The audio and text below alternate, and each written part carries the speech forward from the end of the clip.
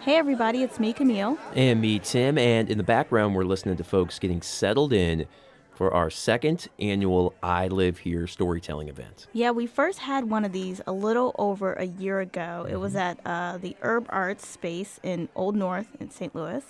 And we had such a great time that we decided we were going to do it again. All right, so here's the deal for this year. We got so many great stories, and we're going to give you 2 episodes full of those stories. So We are. this episode you're listening to right now, we're going to listen to the first half of that show, and then the next episode we'll give you the second half of that show. Yeah, and just so you guys know, this really is Tim and I's chance to kind of step way, way, way back and literally hand over the mics to the community. So you won't hear as much of us in these next 2 episodes. We hope that's okay. You guys are probably tired of listening. It's like we talk so much. God. I'm so Anyway, so here you go. Yeah, all right, so coming up, it's story time. Yeah, Yeah, all right. So from St. Louis Public Radio and PRX, this is We Live Here. show for people somewhere. Somewhere. on the I don't know where you're at. Somewhere on the woke spectrum.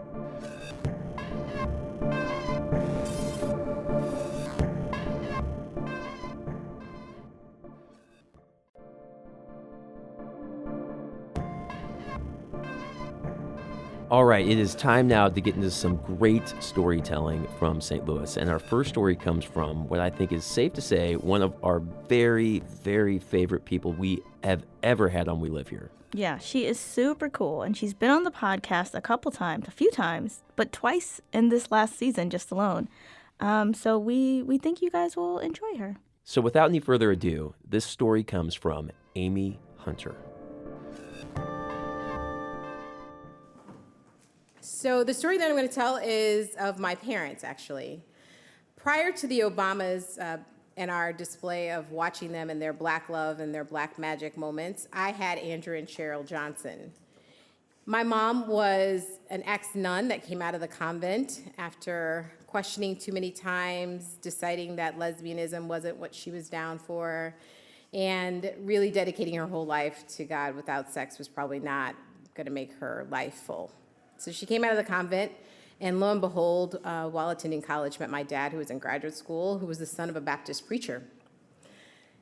We had so much fun in my family growing up that it's sometimes hard to explain to people what water fights inside and outside of your house might look like.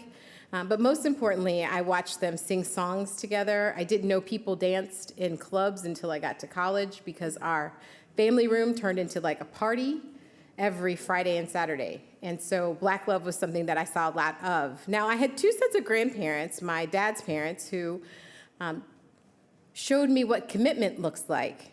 So they had separate bedrooms, and they were married for over 50 years. And I remember thinking as a kid, this is so great. Like, you could get married and have your own bedroom? Like, I'm totally doing it this way.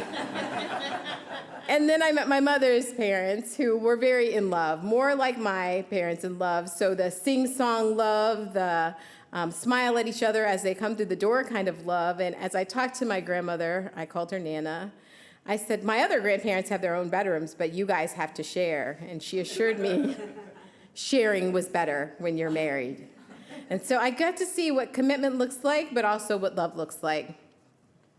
My mother went to work when I was in grade school with a understanding from my father that she still wanted dinner on the table at 6 p.m. every day. He still wanted dinner, and he wanted his house to stay clean as if she was still a stay-at-home mom. And when I was in 5th grade, my dad did what we call the white glove test, which means that he literally went around my house with his finger, swiping counters, looking at dust. My mother left him 2 days after that. And she left us with him. And I remember saying, why wouldn't you take us with you? Every movie I'd ever seen, the mom leaves with the kids. And she eloquently said, he's a bad husband, he's not a bad dad. I'm not sure exactly how long she was actually gone. It felt like a lifetime because I was 10 years old. What I could tell you was for every single day that she was gone, he got home from work. He could cook absolutely nothing, so we ate breakfast for dinner for the entire time she was gone. And he put a record on. And the record that he put on was 1 in a Million. And so at 10 years old, me and my siblings all learned the songs to I was a lonely man with empty arms to fill. And he cried at that record player every day until she came home. She came home, I think, honestly, it was 2 or 3 weeks later. And their marriage was forever changed. It was transformed forever. For the rest of my life, my dad would be the person who did all of our laundry, who vacuumed, mopped, and refinished every floor in our home, who asked her if she ever needed anything prior to her needing something, who made sure that she got to sleep in late every weekend because she liked to sleep in late. And he became an even better dad and an even better husband than we could imagine. Unfortunately, at 50, my father came to the room where my mother and I were chatting, and he had a look on his face that caused my mother and I to begin to weep. We started to cry immediately. He asked me to take him downstairs and outside, and he looked up and down our street and throughout our house as if he was taking snapshots of his life.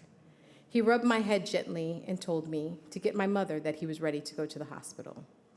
My mother, who rushed to get dressed, it was obvious that something was wrong, also had to get gas. It was a Sunday, so she had to get gas in the car. She pulled up to the gas station. She jumped out of the car to pump gas.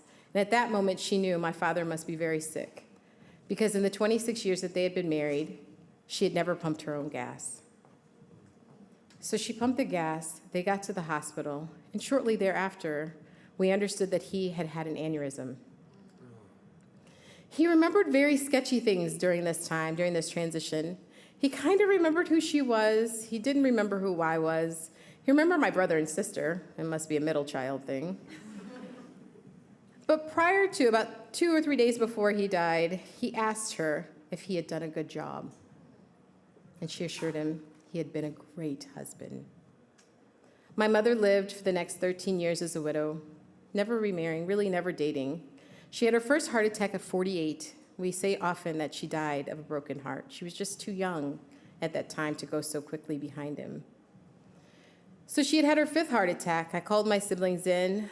My sister and I were in the hospital. We had to make the decision to take her off life support. And then we waited.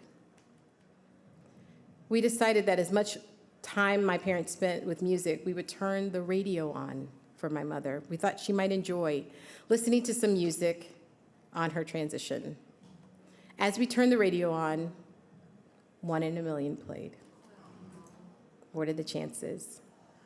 We often asked my mother after each heart attack if she saw my dad. She said, "When I see your dad, I won't come back."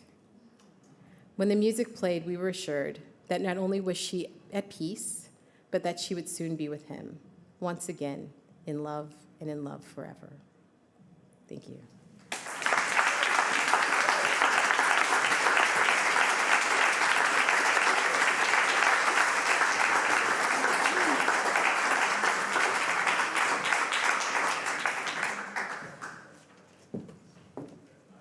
I knew she was going to be good. Okay, so our next storyteller is an organizer, activist, creator, curator of dope shit. And she's also a St. Louis native. And I also want to say that we just added her to the lineup a few days ago because she was so gracious when we decided that we were going to give you guys even more storytelling. And she came through in a very short amount of time. So I want to bring up Chris Blackman.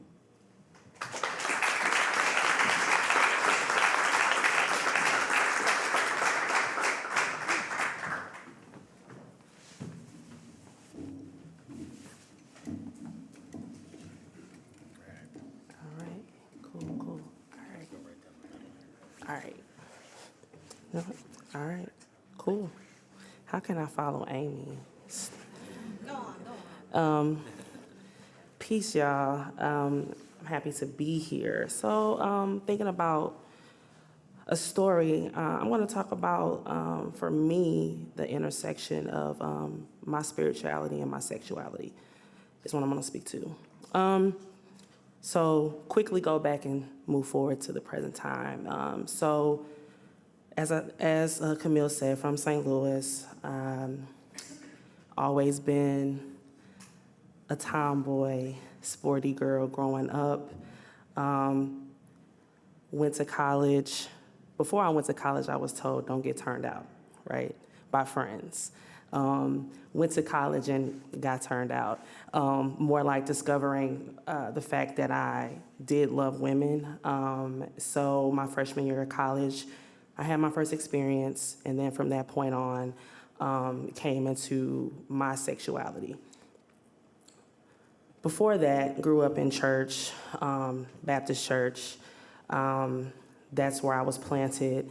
During the time of discovering who I was as a woman and my sexuality, realizing that church was not for me. Like, that was not the institution that I needed to be in any longer, that I could not be my full whole self in that space. So for years, I wondered about on some, like, I have my relationship with God, I'm good, I don't have to be in church, like, I will never find that space. Little did I know, about 5 years ago, I would actually enter into a church that totally flipped my mind into how I could be my whole self in a space.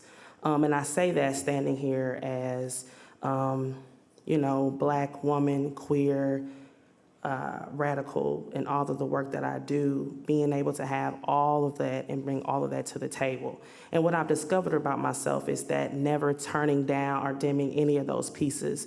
I feel like often, sometimes, we're forced to, sometimes intentionally or unintentionally, removing layers from ourselves when we go into different spaces, whether it's work, whether it's in different relationships that we're in, not being able to be our full whole self.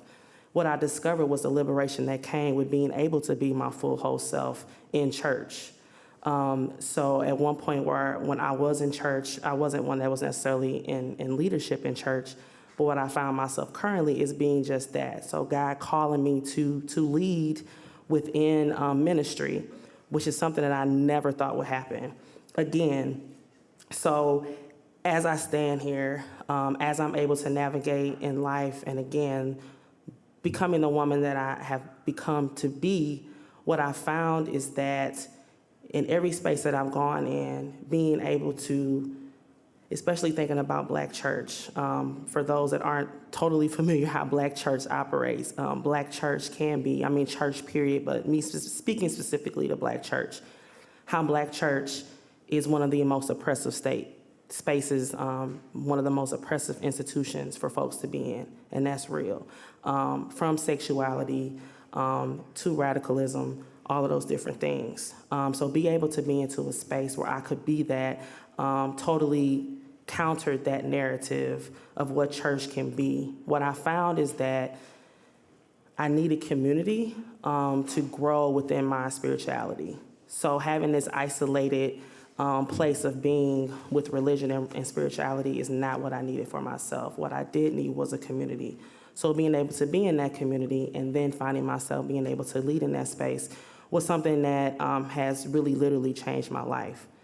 So having that piece and also being one that works in the community and does activism work, what I have also found is the oppression that comes within that of my sexuality. So being a woman leading in spaces, being a queer woman leading in many spaces, I have also found to be oppressive. But again, what I have found myself doing is showing up as my full whole self. At this point, I feel like when you show up, like if you show up and you're bold and present in how you are true to yourself, can't nobody do anything but respect that. You force people to respect who you are. So any space that I go in, this is me walking into the room. This is me speaking for those who may feel like they can't do that. I have friends my age and older that still don't know how to be themselves in their church, at work, even in their relationships, in their romantic relationships, not knowing how to be that. And I'm not saying I have it all figured out, but what I have figured out is that I will always be true to who I am in all of these spaces. The reason why I wanted to speak to my spirituality and God is because that is truly where I have got my help from, literally, in being able to do all the work that I do, to walk into all of these different spaces, and demand that I be seen, to demand that I be heard, and to demand that all those that look like me, and even those that don't, are also heard and seen as well. So I think that's it. Thank you.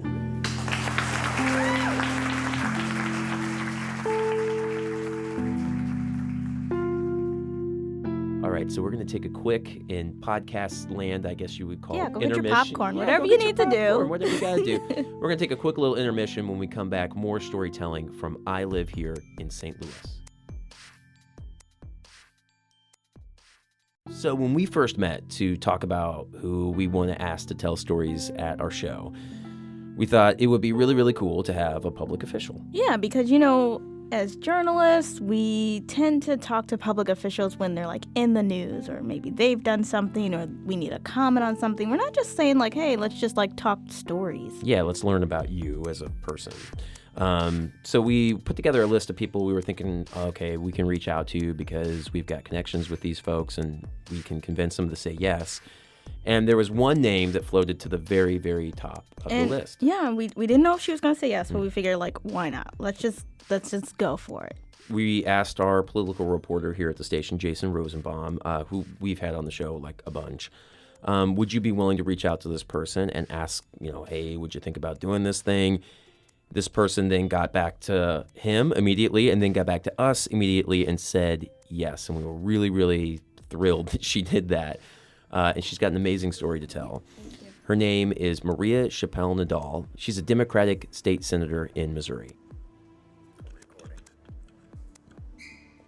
I'll keep my mouth clean.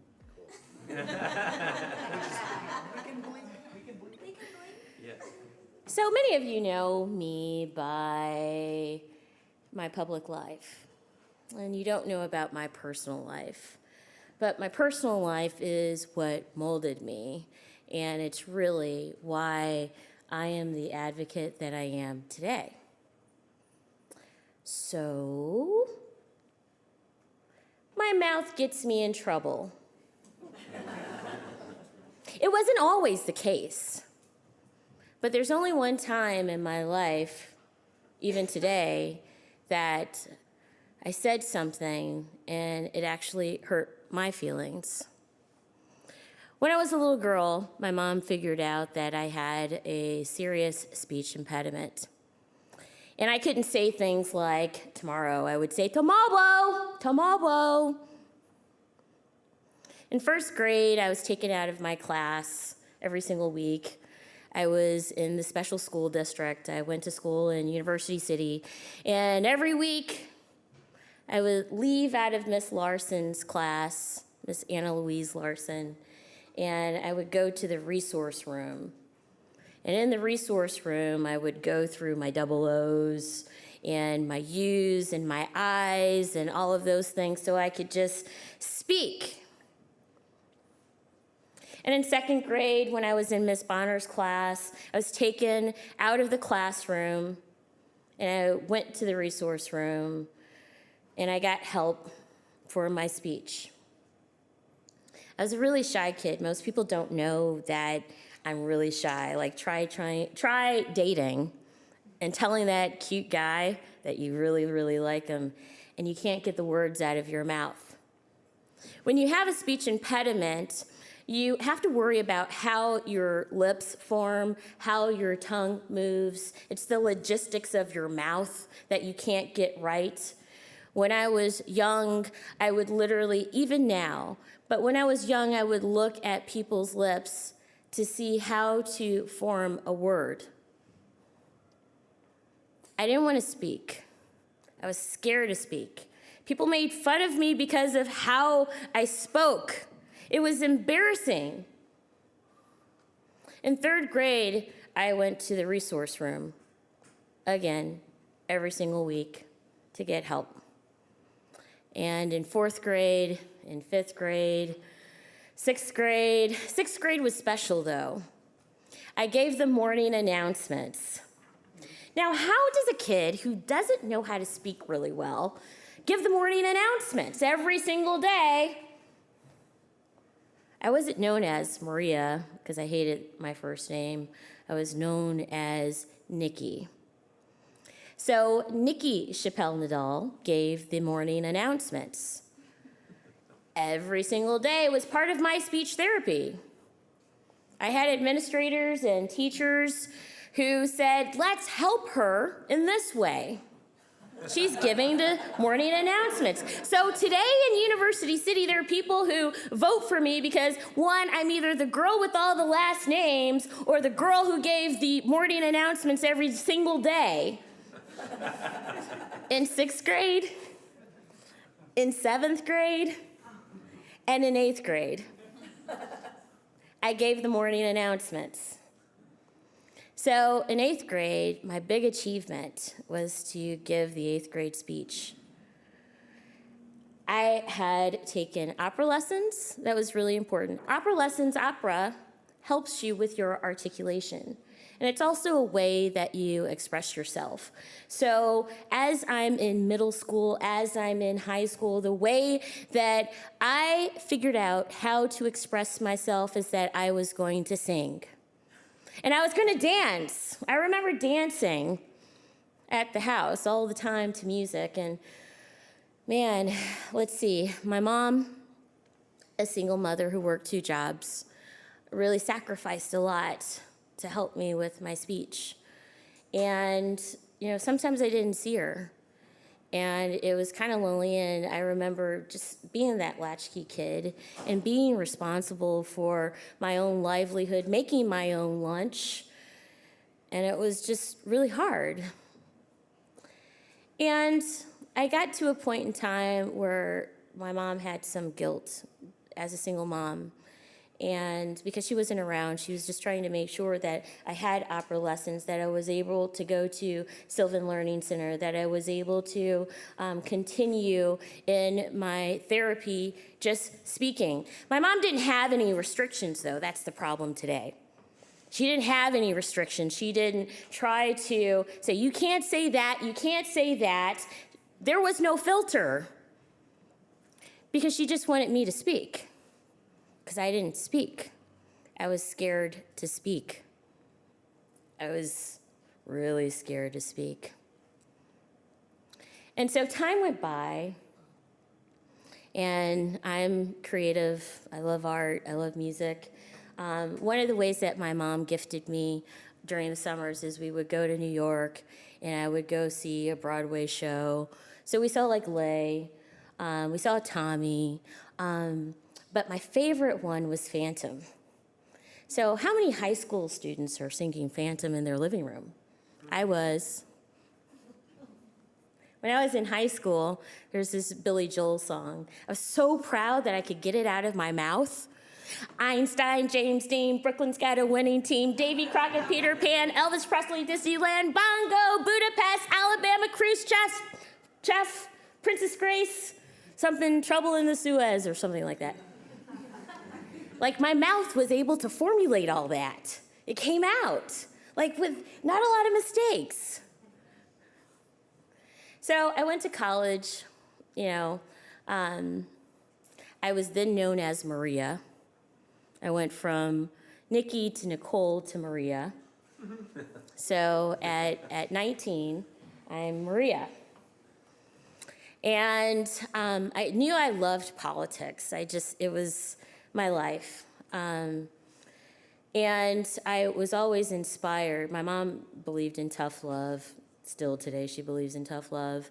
And I was always inspired by the story of people who came from the bottom and raised themselves up and achieved something. That was my life.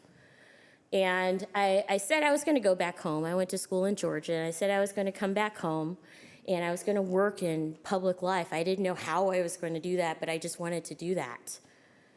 And I ended up running for office. My favorite high school teacher, Mrs. Donna Rogers Beard, see, that was a mistake. Donna Rogers Beard, she gave me this book, and it was about a Puerto Rican girl who lived in New Jersey who didn't believe that she had a future, but she ended up having a future and doing miraculous things. And that was my encouragement till I could be anything that I wanted to. And on my steps where I live today, Donna Rogers Beard was standing there, and it was the end of the day of my first election. And I just look at her, and she looks at me, and I'm like, I can't believe I just did that. I wasn't supposed to win. I wasn't the person who was chosen. I'm not the person who is molded into a certain place or a certain way who's supposed to be the elected official. Like, how did that happen? And I just cried. And she cried on my porch. And I'm like, I can't believe I just did that. I can't believe I just did that. Oh my goodness. So I went to the legislature. And if anyone knows about the House of Representatives, you have 15 minutes to talk. One of the ways that I cheated my way out of making mistakes was to always be prepared. So I always studied. Anyone who has a disability, you rely on something else to make you stronger. That's what I do. That's what I did, which is why Republicans hate me today. Because I'm always prepared, over-prepared, because I know that I'm going to mess up something if I just speak from the hip. So I study. So in any case, in the House of Representatives, you have your 15 minutes, and I was able to read that stuff. So I studied, I read my points, here you go. You didn't get into many debates, right? It was kind of easy, because there were other people like Margaret Donnelly who just knew all about Medicaid, or Barbara Fraser, who knew all about family values of people.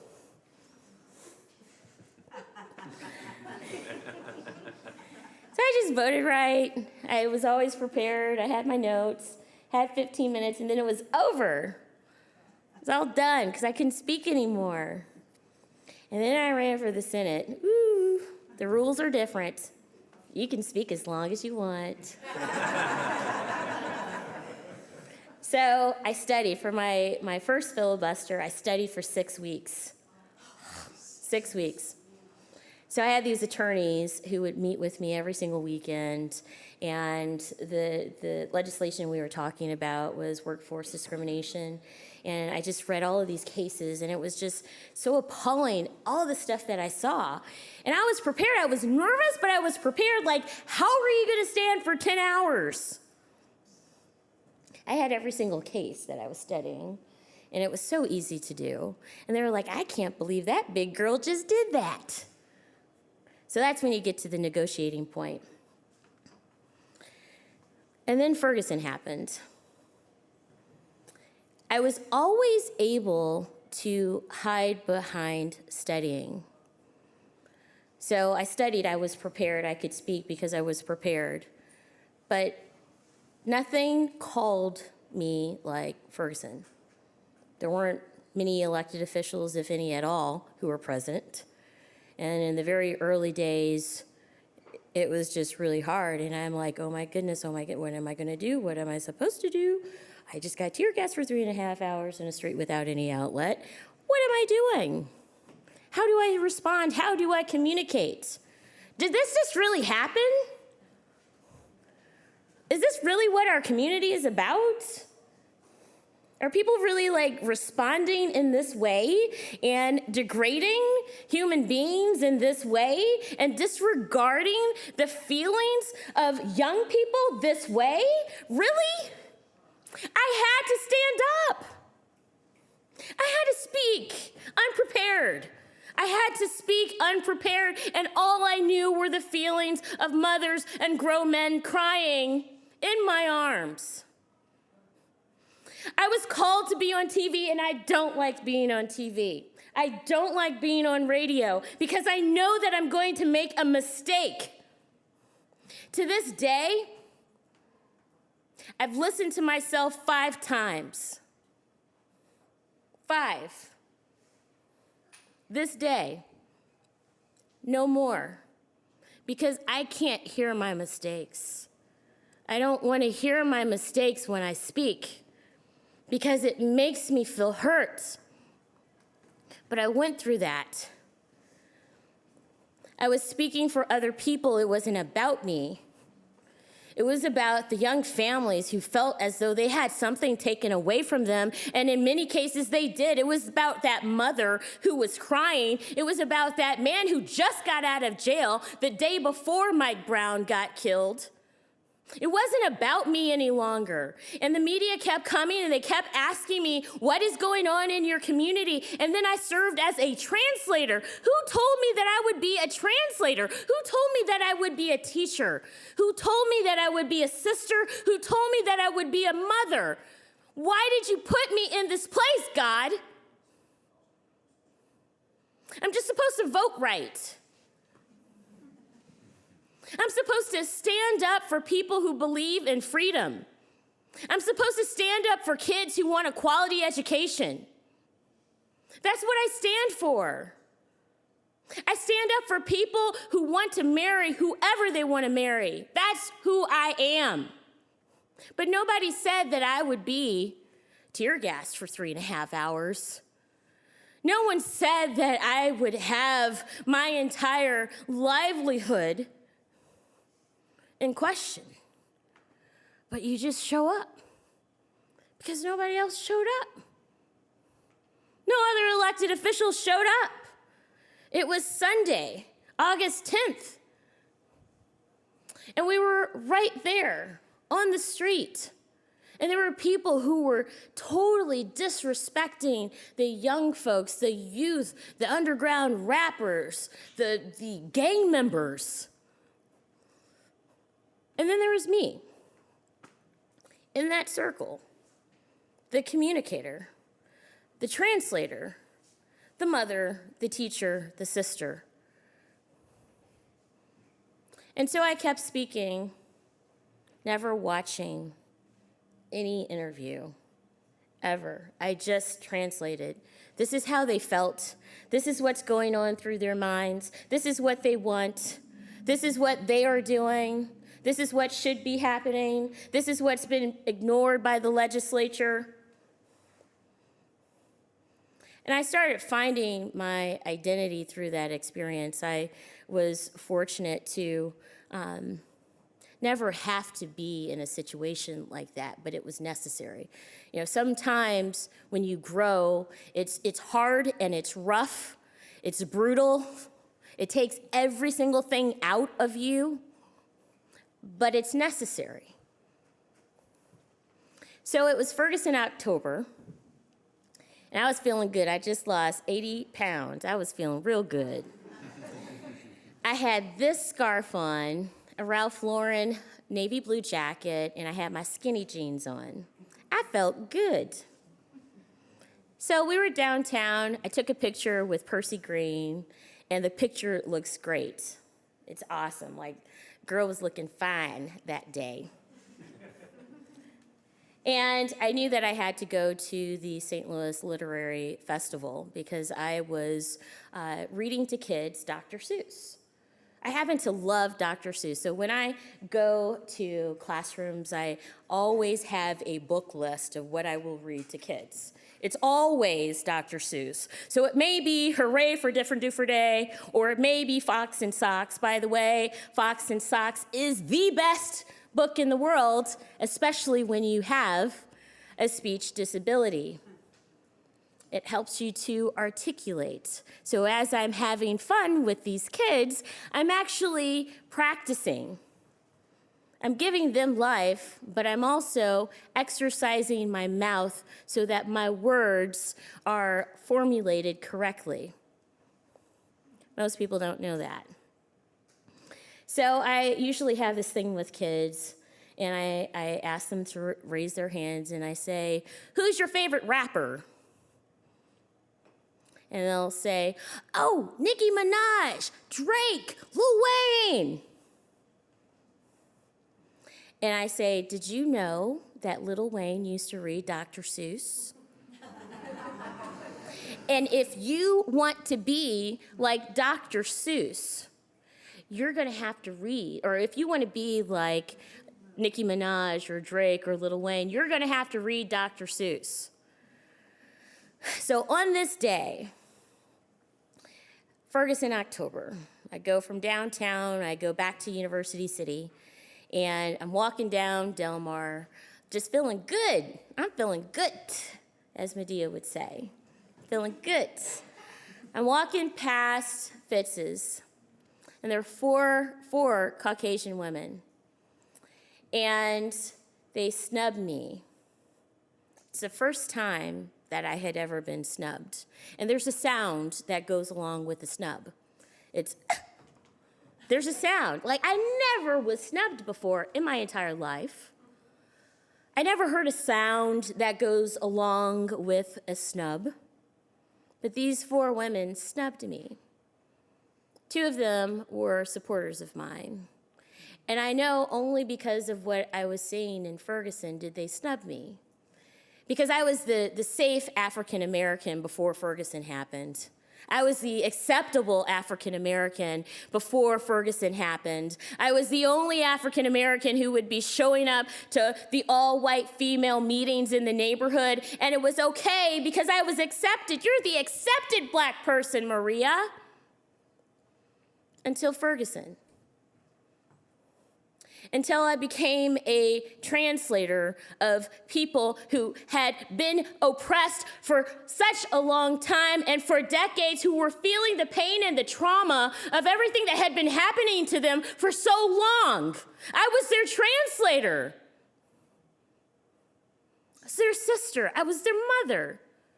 And these women snubbed me because I stood up for these people who feel as though they had nothing and no love and no respect, nothing. And I accepted that snub.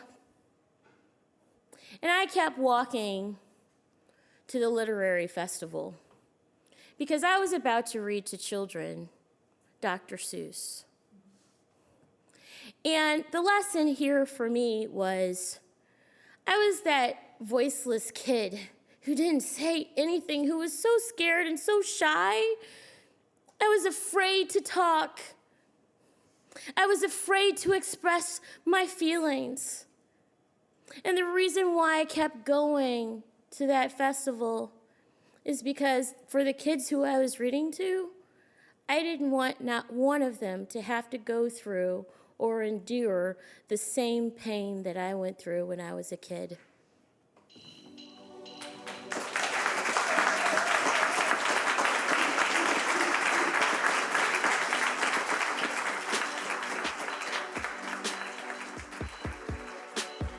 All right, so we are not done with the storytelling.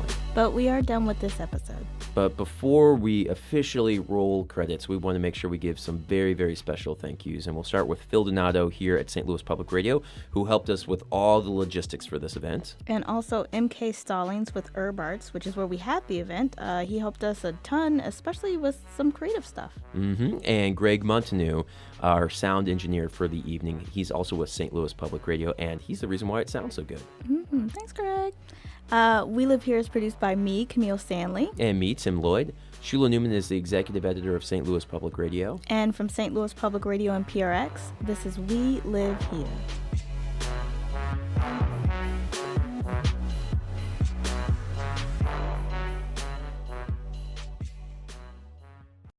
Support for this podcast comes from the Corporation for Public Broadcasting.